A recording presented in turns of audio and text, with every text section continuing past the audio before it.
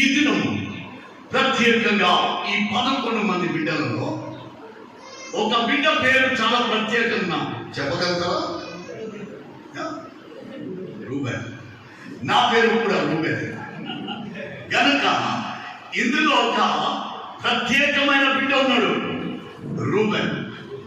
Reuben చూస్తున్నప్పుడు నాకు అనిపించింది, ఒకప్పుడు ఈ తల్లి ఎలా రూబెన్తో ఉన్నదో, నాతో నా తండ్రి 3 సంవత్సరాలు 2 నెలలు 10 రోజులు ఒక శవం వల్లే పడకలో పండుకున్నప్పుడు లేచి కూర్చోడానికి కూడా లేనటువంటి దినాలు ఒక శవం వల్లే పడకలో పడిన బ్రతుకులు.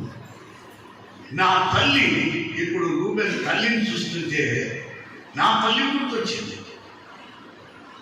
నేను అనుకున్నాను, దేవా నా తల్లి ఈ దినమున ఒకనాడు ఆ తల్లి నేను చనిపోవాలని ప్రార్థన చేసిన నా తల్లి మరణ పడుకలో ఉంటే వీని మరణంతో దీవించు దేవా అని ప్రార్థన చేసిన నా తల్లి ఇప్పుడు నన్ను చూసి దేవా హల్లెలూయా అని దేవునికి స్తోత్రాలు చెల్లిస్తాను. నేను అనుకున్నాను, దేవా ఈ రూబెన్ తల్లి కూడా అలాంటిదే. నా తల్లికి కొడుకును చూసి దినమున హల్లెలూయా అని చెప్పే భాగ్యం ఇచ్చాను. ఈ రూబెన్ తల్లి కూడా ఆ రూబెన్ జీవితంలో గొప్ప కార్యం చేసి ఆ తల్లి కూడా హల్లెలూయా చెప్పే భాగ్యం ఇదేవా అని ప్రార్థన చేస్తున్నాను. ఈ ప్రత్యేక దినం 11 మంది నిర్ధారణ పొందిన బిడ్డల మీరు ఈ దినమున చాలా ప్రత్యేకమైన బిడ్డలు. ఈ సంఘానికి మీరు ఏమని ఈ దినమున నిర్ధారణ తీసుకున్నారు తెలుసా? ఈ సంఘానికి భవిష్యత్తు ఉన్నదని మీరు నిర్ధారణ ద్వారా ఈ బిడ్డలందరికీ చెబుతున్నారు. మేము నిర్ధారణ తీసుకున్నాం అనుకుంటున్నారు, అంతేకాని తీసుకున్న మీరు ఇక్కడ ఆరాధించే బిడ్డలందరితో ఈ దేవాలయం కట్టడానికి మూలరాయి అయిన అజ్రైల్ నాడర్ గారికి ఈ 11 మంది మీరు అక్కడ కూర్చున్న పెద్ద మనిషికి ఒక మనసులో ఒక సంతోషం ఇచ్చారు.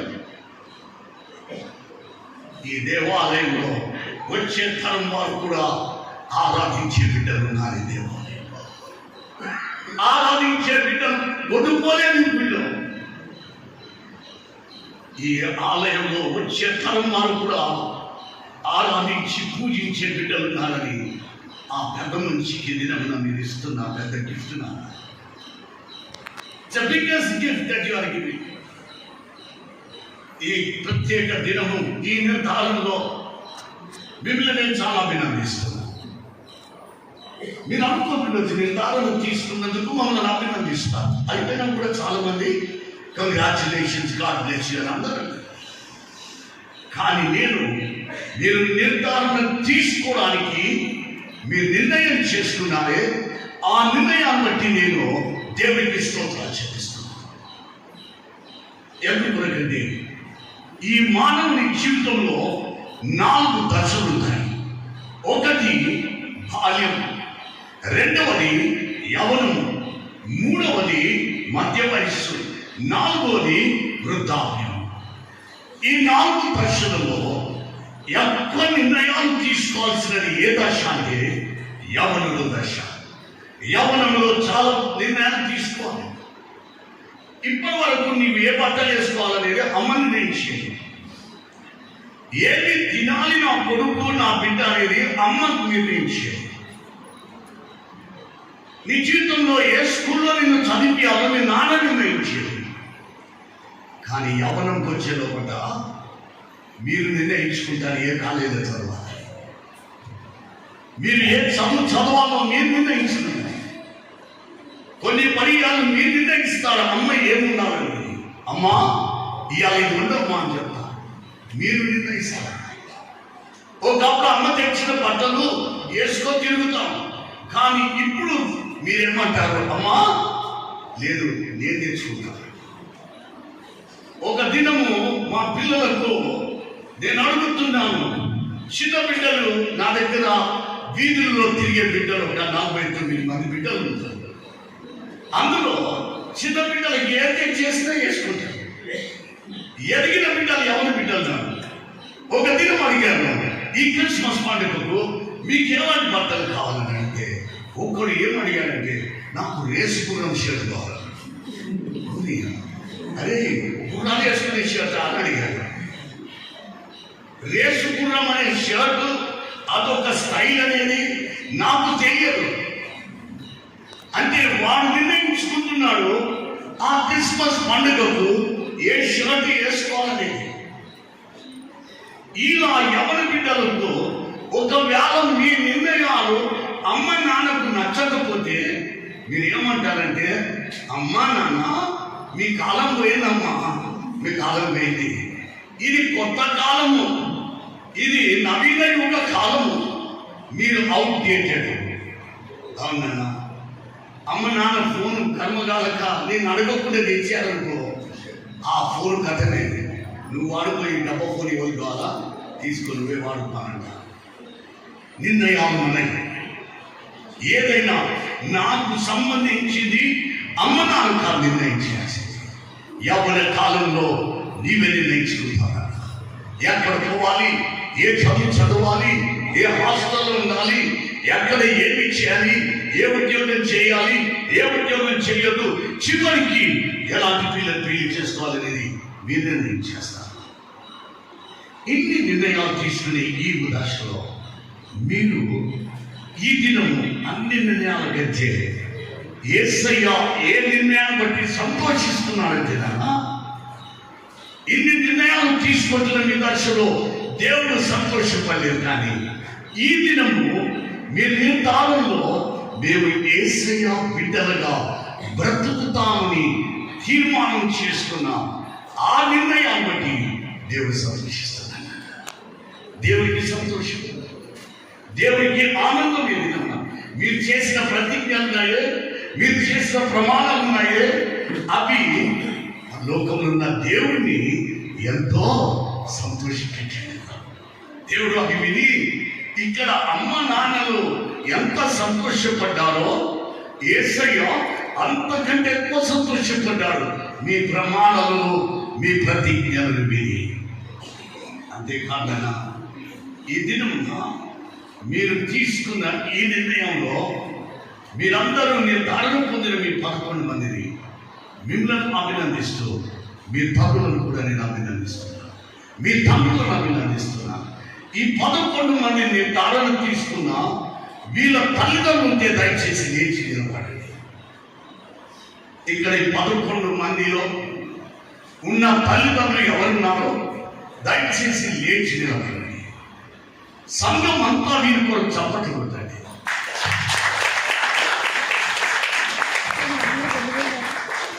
Congratulations, God bless you. మీరందరూ అనుకుంటున్నారు మా కొరకు ఏదో చప్పట్లు కొట్టింది. పిల్లలు తీసుకున్నారు నిర్ధారణ మమ్మల్ని ఎందుకు చప్పట్లు నిలబెట్టి చప్పట్లు కొట్టించారు. పిల్లలు కూడా మేము కూడా అనుకుంటున్న మా ఏం తీసుకుంటే మా మమ్మీ డాడీకి చప్పట్లు కొట్టించిన తండ్రి గారు అని మీరు అనుకుంటుండొచ్చు. కూర్చోండి, మీరు కూర్చోండి. ఎందుకు కొట్టారంటే మీ మమ్మీ డాడీ మీరు చిన్నగా ఉన్నప్పుడు మిమ్మల్ని వాళ్ళ ఒడిలో ఎత్తుకొచ్చుకొని ఇక్కడ దేవాలయ ప్రతిష్టలో వారు ఒక ప్రమాణం చేశారు. అప్పుడు మీకు తెలియలేదన్న, మీకు అంత అవగాహన లేదు. ఏమని ప్రమాణం చేశారు తెలుసా? ఈ దినం మీరు చేసిన ప్రమాణాలు లేక ఆ దినము అమ్మ నాకు ప్రమాణం చేశారు. ఏమనంటే ఈ బిడ్డ యేసును అలర్చుకొని ఒప్పుకునేటట్టు ఈ బిడ్డలు మేము పెంచుతాము. ఒప్పుకున్న దేవుడితో నీ తల్లిదండ్రులు ఎంత గొప్పలన్నా, చదువు రాకపోయినా, నీ అంత అందగాడిగా అందగత్తెగా లేకపోయినా అమ్మ నాన్న, నీ అంత లోక జ్ఞానం లేకపోయినా, నీవు వాడుతున్న మొబైల్ అమ్మ నాన్నకు ఆనదేవదు, ఏమి చేయాలో తెలియదు, ఏమి తెలియకపోయినా నాన్న మీ మమ్మీ డాడీకి మిమ్మల్ని ఏసే బిడ్డలుగా పెంచిన గొప్ప తల్లిదండ్రులు.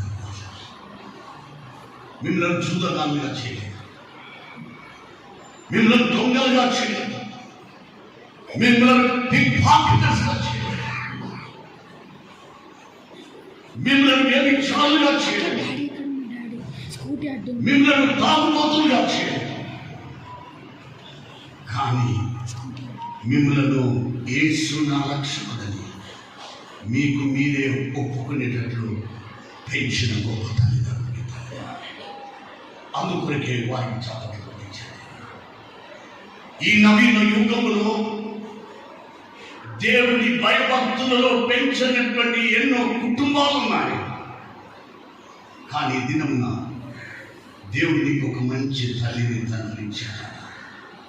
యేసే బిడ్డలుగా మిమ్మల్ని మీరే బ్రతకడానికి తీర్మానం చేసుకున్నారు. అందుకొరకి ఈ ఆరాధన అయిపోయాక మీ మమ్మీ డాడీ దగ్గరకు పోయి వెళ్ళి చెప్పండి, mummy daddy I love you. ఎవరెవరికో చెప్తారు ఐ లవ్ యూ అని. ఈ దినం మీ మమ్మీ డాడీ చెప్పండి, అమ్మా నన్ను దొంగలు పెంచారమ్మా, నన్ను ఒక పిక్ పాకెట్ పెంచారు, నేను ఒక జూదం ఆడే దౌర్భాగ్యుడిగా నన్ను పెంచారు. ఏనమ్మా నా నోటితో వేసే నా రక్షకుడిని నేను ఒప్పుకునేటట్లు పెంచిన అమ్మమ్మ. Daddy I love you, I love you daddy, I love you mummy అని ముందు పెట్టుకున్నాను. గొప్ప తల్లి నీకు విలువ తెలియదు వచ్చింది, కానీ అమ్మ నన్ను ఎంత గొప్పదంటే యేసయ్యతో చేసిన ప్రమాణము నెరవేర్చాను. అంత గొప్ప తల్లిదండ్రులు. ఈ చక్కని దినమున నేను తాను పొందిన బిడ్డగా మీరు అందరూ అనుకుంటున్నారు, ఇప్పుడు మేము ఎంత ఇంతకాలం మేము జీవించిన మా జీవితం ఇది, ఇప్పుడు మేము ఎలా బ్రతకాలని మేము అనుకుంటున్నాను. ఎలా బ్రతకాలో మీకు డైరెక్షన్ లేదు, కానీ దినం ప్రభు నీతో మాట్లాడుతున్నాను. ఎఫెసీ చదవబడిన పత్రిక పాఠం ఎఫెసీ గ్రంథం 5వ అధ్యాయం. అపోస్తలుడైన పౌలు ఎఫెసీలకు రాసిన 5వ అధ్యాయం 18 నుండి 20 దాకా చదివి మనకు వినిపింపబడింది. అక్కడ ఎఫెసీ బిడ్డలు ఎవరు అంటే అన్యులుగా ఉండి యేసు ప్రభుని నమ్ముకొని వారు బ్రతుకుతున్నటువంటి కాలం. వారు విగ్రహాలను చేశారు, అనేక రకమైనటువంటి వాటిని పూజించడం మానేసి వారి యేసయ్యను వారు నమ్ముకొని యేసయ్యను పూజిస్తున్నటువంటి ఎఫెసీ సంఘం. అలాంటి సంఘము ఈ దినము మనము ఈ నవీన యుగంలో ఎన్నో శోధనలు ఉన్నాయి, ఎన్నో బాధలు ఉన్నాయి, ఎన్నో తొందరలున్నాయి, ఎన్నో మనను ఈ లోకములో బ్రతకడానికి లోకస్తులుగా లోకంతో ముడివేసుకొని బ్రతకడానికి మనల్ని ఎన్నో ఈడుస్తుంటాయి. గుడికి రావాలంటే శోధన, సాతాను వెంటనే ఆకర్షణీయంగా ఇంకొకటి చేస్తుంటాడు, మనను సందిగ్ధంలో పెడతాడు. అక్కడ పోవాలా, ఇక్కడ పోవాలా, ఏసే గుడికి పోవాలా, సైతాను చూపెట్టే స్థలానికి పోవాలా. ఆనాడు ఎఫెసీ సంఘానికి వారు ఎదుగుతున్నప్పుడు విశ్వాసంలో యేసు ప్రభు మా రక్షకుడని నమ్ముకొని అన్నింటినీ వదిలిపెట్టుకొని అప్పుడప్పుడే సాగుతున్న ఆ బిడ్డలకు పెడుతున్నటువంటి లోక ఆకర్షణీయులు ఎన్నో ఉన్నాయి. అలాంటి పరిస్థితులలో ఆ బిడ్డలతో పౌలు భక్తుడు చెబుతున్నాడు, ఎఫెసీ బిడ్డలారా మీ జీవితాలు ఎలాంటి వారితో ఉండాలంటే లోకము మిమ్మల్ని ఈడుస్తున్న ఆ లోకులతో సహవాసం కాదు. మీ సహవాసం ఎవరితో అనంటే యేసయ్య నమ్ముకున్న బిడ్డలతో సహవాసం చేసుకోవాలి. Good morning to them. ఎఫెసీ సంఘంలో విశ్వాసులు చెప్తున్నాడు పౌలు భక్తుడు, ఆ అన్య లోకంలో మనలను ఈడుస్తున్న ఎన్నో శోధనలతో మీ జీవితాలను ఆకడుతున్నటువంటి ఆ ప్రజలకు, ఆ సహవాసానికి మీరు టాటా చెప్పేది నమ్మో. ఈ దినం నిర్ధారణ తీసుకున్న బిడ్డగా మీరు కూడా ఈ దినంలోని ఒక క్రొత్త సహవాసంలో ఉన్నారు. ఎఫెసీ సంఘం నుండి పౌలు అదే కోరుతున్నాడు, పౌలు ఆశపడుతున్నాడు.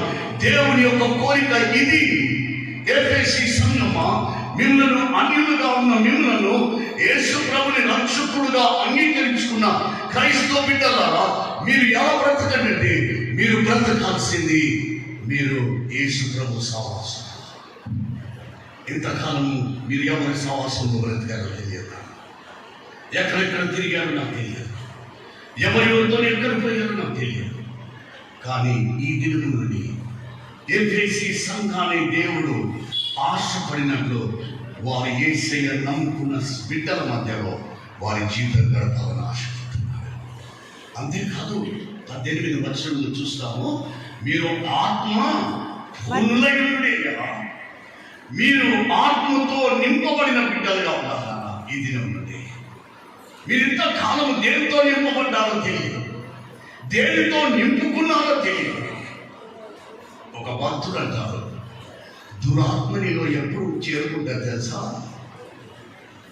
నీ శరీరం అనేది ఆత్మతో నింపుకోకపోతే, పరిశుద్ధ ఆత్మతో నీ జీవితాన్ని నింపుకోకుంటే నీ జీవితంలో దురాత్మ చోటు చేసుకుంటుంది. భక్తులు, క్రైస్తవ భక్తులు ప్రపంచంలో చాలా పెద్ద ప్రేరగాంచిన గొప్ప దైవజనుడు అంటారు, నీ శరీరము ఆత్మతో నింపుకోకుండా ఖాళీగా పెట్టుకోకండి. నువ్వు ఖాళీగా పెట్టుకున్న దినమున దురాత్మ నీలో నింపుకుంటుంది. అందుకొరకే పౌలు భక్తుడు అంటాడు, నీ దేవుని ఆత్మతో నీవు ఏం కావాలి? పూర్ణుడై ఉండాలి. పూర్ణుడుగా, నాట్ 20%, 30% కాదు, 40% కాదు, 80% కాదు. నీవు పరిశుద్ధాత్మతో సంపూర్తిగా నింపబడాలి. ఎందుకంటే నీవు 60% ఆత్మతో నింపబడితే, పరిశుద్ధాత్మతో 40% దీంతో నింపబడతావు, దురాత్మ చేసుకుంటుంది. అందుకొరకే పౌలు భక్తుడు అంటాడు ఎఫెసీ సంఘంతో, ఎఫెసీ సంఘమా, నీవు ఆత్మ పూర్ణుడవై నింపుకొని దేవుని ఆత్మను నీ శరీరం. ఈ దినమున దేవుని ఆత్మతో నీవు నింపుకోవాలన్నా అడుగు దేవా. ఈ దినమున ఎఫెసీ సంఘాన్ని, విశ్వాసులను నీవు ఎలాగా ఆత్మ పూర్ణులుగా చేశావో, నిర్ధారణ పొందిన నన్ను నీవు ఆత్మతో పూర్ణులుగా చేయి. తల్లిగా తండ్రిగా ప్రార్థన చేయండి. నాన్న దేవా, నా కొడుకు నిర్ధారణ తీసుకున్నా, నా కొడుకును ఆనాడు ఎఫెసీ బిడ్డలను ఆత్మ పూర్ణులుగా ఎలా చేశావో నా పిల్లలను కూడా ఆత్మ పూర్ణులుగా చేయాలి. వద్దు దురాత్మకు, నాకు మద్యపానంతో కూడిన ఆత్మ వద్దు. వారి జీవితంలో నీ ఆత్మ పూర్ణుడు కావాలని ఆశపడుతున్నా. నీవెప్పుడైతే ఆత్మతో పూర్ణుడైతావు, 19వ వచనంలో మనం చూస్తాం, అక్కడ ఏమైతుంది?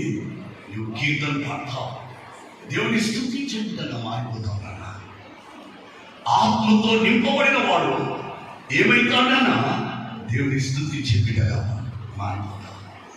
నీ జీవితంలో దేవుని మహిమపరిచే బిడ్డగా మారిపోతావు. నీవు దేవుని స్తుతిస్తుంటే నీ జీవితంలో అనేకులకు నీవు ఒక సాక్షి బిడ్డగా మారిపోతావు.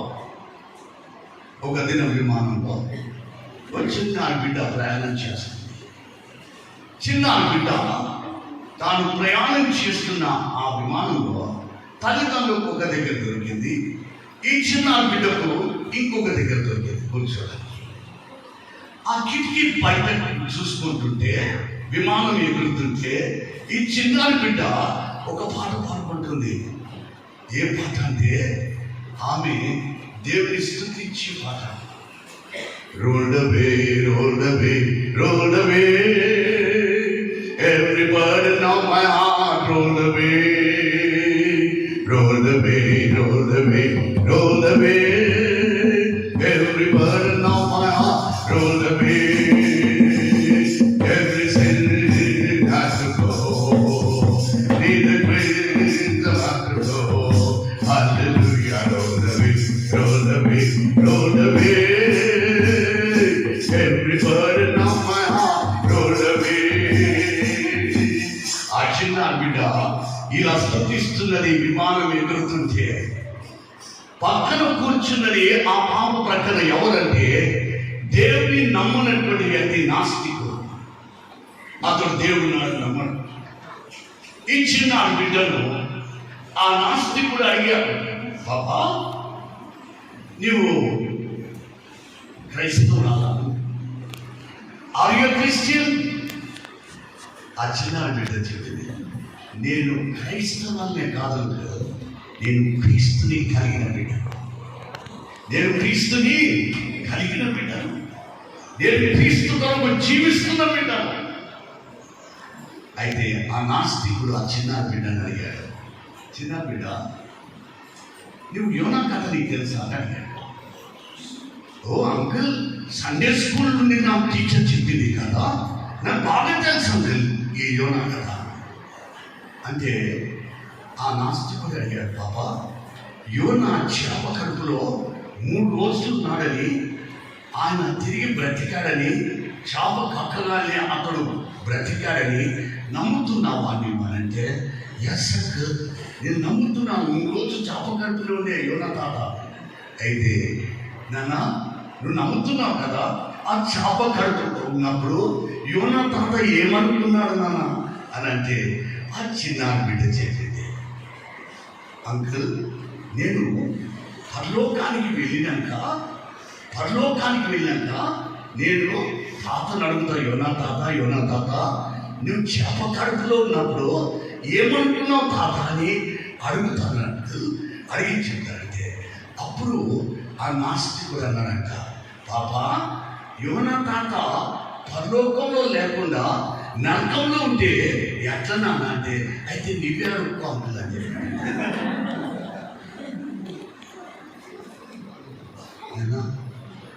నాస్తికుడు ఆ ప్రియుడు మారాడు. ఆ నాస్తికుడు ఆ రాత్రి ఆ విమానంలో ఎగురుతుంటే ఆ చిన్న బిడ్డ పాడిన పాటలు బట్టి ఆ నాస్తికుడు మారిపోయాడు. నీలో పరిశుద్ధాత్మ ఉంటే నాన్న కీర్తనలు పాడతావు, నీలో పరిశుద్ధాత్మ ఉంటే పాటలు పాడతావు. నువ్వు పాడుతుంటే ప్రజలు వారి జీవితాలు మారుతుంటాయి. నేను ఈ దినం స్వేచ్ఛగా పాడాలనుకుంటుంది. నా 10వ తరగతి దాకా నేను పాట పాడలేదు. మా ఊళ్ళో ఎలాగంటే ఒకవైపు మొగోళ్ళు ఒకవైపు ఆడోళ్ళు మీ కూడా కూర్చున్నట్టే. మా అమ్మ నన్ను 10వ తరగతి దాకా ఆమె పక్కన కూర్చోబెట్టి నాకు సిగ్గయ్యేది. అరే నన్ను 10వ తరగతికి అయినాక కూడా మా అమ్మ తనతో కూర్చోబెట్టుకుంటుంది అని అడిగితే, ఎందుకమ్మా అంటే, వద్దు బిడ్డ నువ్వు పాడితే చర్చలో ఎవరు పాడలేడు నాయన, నీది గాంధేశ్వరంలో నాయన అని చెప్పింది. నేను పుస్తకని అయ్యారు పాట నమ్మని చెప్పగానే ఇప్పుడు శాంసన్ అయ్య గారు చెప్పినట్లు నేను ఎలా పాడతానని మా అమ్మ దెబ్బకు చేయి తీసుకొచ్చి డోర్ దగ్గర పెట్టింది. పాడలేను. ఇంట్లో పాడదామని ఎప్పుడన్నా పాడదామంటే మా అమ్మ, వద్దు నాన్న దయచేసి ప్లీజ్ ఇలా పాడదు అని. అమ్మ నువ్వు గుళ్ళో పాడద్దంటావు, ఇంట్లో పాడద్దంటావు, ఎక్కడ పాడాలమ్మా అని అంటే చేయి పట్టుకొని తిన్నగా తీసుకుపోయి బాత్రూమ్ చూపెట్టేది. ఇంట్లో అప్పుడే పాడగలుగుతుంది. పాడే స్థలాలు లేవు. కానీ ఒక దినం విజయవాడ మహాసభలో ప్రసంగం చేస్తూ ఒక పాట, ఆ పాట పాడినప్పుడు నేను పాడాను, ప్రసంగం చేసేసాను, విజయవాడ నుండి వచ్చేసాను హైదరాబాద్. కొన్ని రోజుల తర్వాత ఒక ఉత్తరం వచ్చింది. ఒక యవనస్తుడు బిఎడ్ చదువుతున్నాడు. యవనస్తుడు అతడు ఉత్తరం రాశాడు, పాస్టర్ గారు నువ్వు పాడిన పలాని పాటను బట్టి నా జీవితంతో సమర్పించుకున్నాను. నేను వెంటనే మా అమ్మ చూపెట్టాను, అమ్మ నన్ను ఒకవేళ నువ్వు చెప్పినట్టు బాత్రూంలోనే పాడేటువంటి వాడిగా మిగిలిపోతే ఈ ఆత్మరక్షణ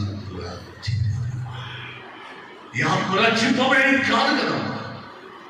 ఆత్మతో నింపబడితే నువ్వు పాటలు పాడుతున్నారా, దేవుని కీర్తిస్తావు, దేవుని స్తుతిస్తావు, అనేకులు ఆశ్చర్యపోతారు. ఈ పాటలు ఇంట్లోకి వెళ్ళాయి. ఈ ఇంట్లో కష్టాలున్న పాటలు స్తుతులు వస్తున్నాయి, ఎలా వస్తున్నాయి. ఈ పాటలు లేవా నీ ఇంట్లో? పరిశుద్ధాత్మతో నింపబడలేదు. నీ ఇంట్లో కీర్తనలేమో పరిశుద్ధాత్మతో నింపబడలేదు. 11 మంది యావన బిడ్డలారా ఈ దినములు పాట నేను దేవుడు ఆత్మతో నింపాడు కాబట్టి నీవు ఎఫెసీ సంఘ బిడ్డలు పాడినట్టు నీ పాటలు పాడు. అనేక రక్షణలు వస్తాయి. 20 వర్షంలో చూసి ముగించుకున్నాను. అక్కడ వాళ్ళు ఏం చేస్తున్నారు? కృతజ్ఞత స్తుతులు చేస్తున్నారు. అవునా? దేవునికి కృతజ్ఞత స్తుతి ఎవరు చెల్లిస్తారంటే పరిశుద్ధాత్మతో నింపబడ్డారు. దేవునికి కృతజ్ఞత ఎవరు చెల్లిస్తారంటే పరిశుద్ధాత్మతోనే నింపబడ్డారు. దేవునికి కృతజ్ఞత చెల్లించుకోవడానికి ఒక అద్భుత కార్యం చేస్తేనే కాదు నాన్న, ఒక దీవెనకరమైన కార్యమే కాదు, నీ కన్నీరు తుడిచినందుకే కాదు, నీ కొడుకును పాస్ చేసినందుకే కాదు. ఒక భక్తుడు అంటారు, ఏమనంటారంటే నరకం అనేది ఉన్నందుకు నేను దేవుని స్తోత్రాలు చెల్లిస్తున్నాను.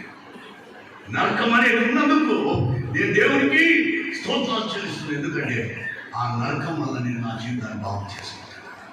నేను ఆ నరకాన్ని బాగు కావాలి. ఒకవేళ అదే గిరిక లేకపోతే నేను విచ్చలవిడిగా బ్రతికేవాడిని. దేవా, ఆ నరకం ఉన్నందుకు నేను స్తోత్ర కృతజ్ఞత చెల్లించుకుంటాను. ఒక దినం 10th క్లాస్ పాస్ రిజల్ట్స్ వచ్చాక సహజమే మీ గుళ్ళలో కూడా రిజల్ట్స్ రాగానే ఆ వచ్చే ఆత్మము అందరూ ఇక్కడ ఏం చేస్తారు? కృతజ్ఞత కానుకరించుకుంటారు. అక్కడ హనుమకొండలో ఒక చర్చ్ ఉంది. అలాగే 10th క్లాస్ రిజల్ట్స్ వచ్చాయి. అందరూ దేవుడికి కృతజ్ఞత చెల్లించుకుంటున్నారు. 1st క్లాస్లో, 2nd క్లాస్లో, 3rd క్లాస్లో వచ్చిన అందరూ అర్పణలు చెల్లించుకుంటున్నారు. ఒక తల్లి, తండ్రి, కొడుకు వారు కూడా వచ్చారు. ఏదురా ఏ క్లాస్ అని అనుకుంటే వాడు ఫెయిల్ అయినందుకు దేవుని కృతజ్ఞత చెల్లిస్తున్నాడు. వాడు ఫెయిల్ అయినాడు. ఆ గురైపోయినాక పాస్ అయిన అందరినీ వదిలేసి ఫెయిల్ అయినందుకు కృతజ్ఞత అనిపించుకునే ఈ తల్లిదండ్రులు, ఈ పిల్లవాడిని అందరూ అడుగుతున్నారు, ఇదేంద్రా మాకు అందరికీ ఆశ్చర్యం కలిగిస్తుంది. ఆ తల్లి ఇచ్చిన సమాధానం ఏంటంటే, నేను దేవునికి ఎందుకు కృతజ్ఞత చెల్లిస్తున్నాను? నా కొడుకు ఫెయిల్ అయినా వాడు ఆత్మహత్య చేసుకోకుండా చెప్తున్నాడు. నా కొడుకు ఫెయిల్ అయినా వారి ఇంట్లోకి పారిపోకుండా నాకు మా సాగుసి కానీ కొండంత పెంచిన కొడుకు నేను ఇక చూడలేకుండా వాడు నామని పారిపోకుండా వాడు నాతో ముందు దేవునికి కృతజ్ఞత చెల్లిస్తున్నాను.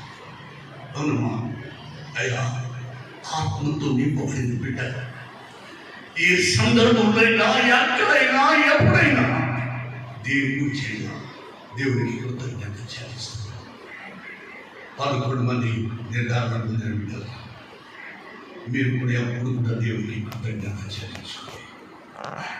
ఓడిపోయినా దేవునికి కృతజ్ఞత చెల్లించుకోండి. గెలిచిన దేవునికి స్తోత్రాలు చెల్లించుకోండి. కష్టాలు వచ్చినప్పుడు ఆ దేవునికి స్తోత్రాలు చెల్లించుకోండి. అందులో దేవుని ఒక దీవెన దాచి దేవునికి స్తోత్రాలు చెల్లించాలి. ఈ దినం నేను దేవుని స్తోత్రాలు చెల్లిస్తాను. గాఢంగా కాలంలో 3 సంవత్సరాలు 2 నెలలు 10 రోజులు ప్రయాణం చేసినాను. ఈ దినం ప్రపంచంలో ఎన్నో భాషలకు నా సాక్ష్యము అది తర్జుమా చేయబడి ప్రపంచమంతా వినిపిస్తున్నది. అందులో నుండి ఒక దీవెన దేవుడు తీసుకొచ్చాడు. నీ జీవితాన్ని కూడా దేవుడు ఈ నిర్ధారణ తీసుకున్న ఈ బిడ్డల పరిశుద్ధాత్మతో నింపబడతాయి. నువ్వు ఎప్పుడు కూడా దేవునికి సాక్షి ఉంటావు. దేవునికి కృతజ్ఞత చెల్లించుకుంటావు. దేవుడు అట్టి కృప మీ అందరికీ ఈ దినం నా చివరి వచనం పాడుతున్నా. ప్రతి చోటని సాక్షిగా ప్రభువా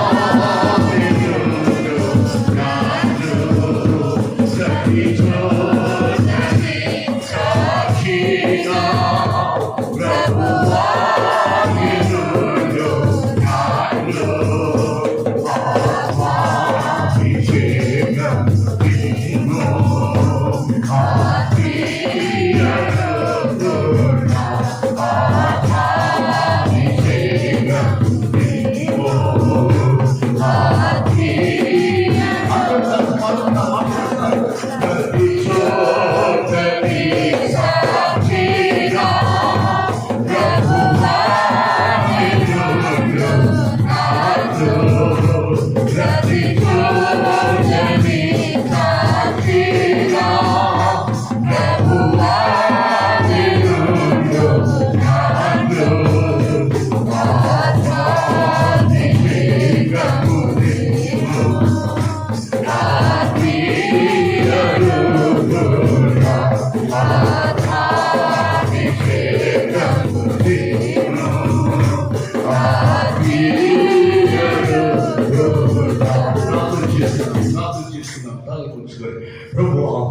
ఈ 11 మంది బిడ్డలు యవ్వన బిడ్డలయ్యా. అయ్యా, యవ్వనంలో నీవు నా రక్షకుడు యేసు నా దేవుడిని నమ్ముకున్నా నాయనా, తీర్మానం చేసుకొని బ్రతకడానికి కోరుకున్న ఈ బిడ్డల పైన ఏఫెసీ సంఘంలో ఆ బిడ్డలను ఎలా కోరుకున్నావో, నీవు దేనితో నింపబడినా నీ జీవితంలో నీవు సాక్షిగా ఉండలేవు. పరిశుద్ధాత్మతో నింపబడితేనే నీ జీవితంలో స్తుతులు ఉంటాయి. నీ జీవితంలో కృతజ్ఞత చెల్లించే బిడ్డగా బ్రతుకుతావు. ప్రతి చోట ప్రభు సాక్షి బిడ్డగా బ్రతుకుతావని దేవా, ఈ బిడ్డలతో నీవు మాట్లాడావు, ఈ సంఘ బిడ్డలతో మాట్లాడావు దేవా. యేసు బిడ్డలందరినీ అతి గొప్ప జీవితం జీవిస్తకు నీ కృప దయచేయండి. ఆమేన్.